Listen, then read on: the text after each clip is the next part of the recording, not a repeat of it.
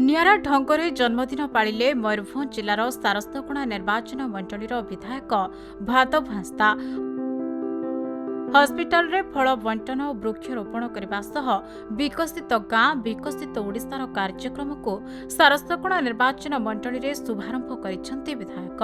एही अवसर में आज सकाळु विधायक राजालोक स्थित राम मंदिर रे पूजार्चना करी भगवान को आशीष कृपा लाभ करथिले।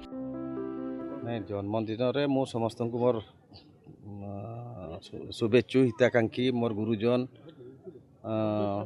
एवं मोर समस्त भाई माने समस्त को मु शुभेच्छा जनाऊँगी।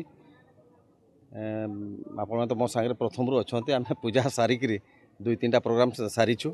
मु निश्चित मत आनंदित ए स्कूल को बोधे मु जिला परिषद सभापति थिला बेले आसतिले एवं एमएलए थिला बेले सुजोग पाई नथिले। आज मु आसीबार सुजोग पाइछि।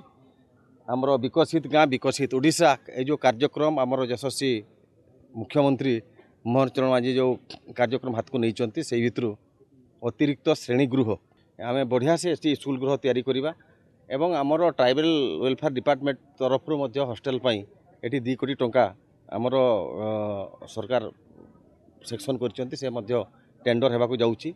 बढ़िया से स्कूल उन्नतीकरण करा से आमर सबू लोक केमती आम जोड़ी पार शिक्षा क्षेत्र में कृषि क्षेत्र में गमनागमन क्षेत्र में जो आमर रास्ता नहीं विभिन्न समस्या देखा प्रति आम उदासीन अच्छु एवं आम सरकार चेष्टा कर सबू गाँव को केमती विकास रे सामिल करा प्रति आम निश्चित चेष्टित अच्छु। यापर निर्वाचन मंडली बीजेपी पार्टी कार्यालय केक काटी कर्मी स्थानीय अंचल उन्नति आलोचना करते।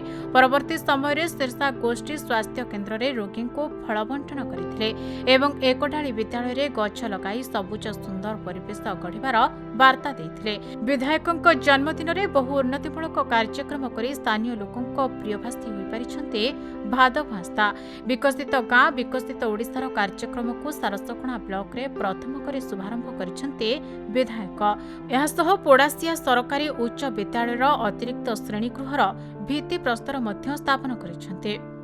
जन्मदिन उपलक्षे हार्दिक अभिनंदन जनइबी। आज गोटे बहुत बड़ इनिशिएटिव आमर प्रोग्राम जो गवर्नमेंट अच्छी सरकार विकसित गाँ विकसित ओडिशार जो प्रोग्राम अच्छी तार आज इनिशिएशन होती। आज आम स्टार्ट कलु प्रथम प्रोजेक्ट हिसाब से भित्ति प्रस्तर स्थापन करागला। इस स्कूल रे 10 लाख टंकार जो प्रोजेक्ट अतिरिक्त श्रेणीगृह आम माननीय विधायक आमर भित्ति प्रस्तर स्थापन कले से हिसाब से आम जुलाई अगस्त सेप्टेम्बर एंड सुधा आमर जो 3 कोटी 93 लाख टंका सरकार आमको देइचंती विकसित गाँ विकसित ओडिशा अंडर रे विभिन्न स्कीम जमती कि रास्ता अतिरिक्त श्रेणीगृह भोगमंडप आपणकर कम्युनिटी सेंटर ये सब प्रोजेक्ट रे जति फंक्शन आम 3-4 मास भितर डेफिनेटली कंप्लीट करूँ।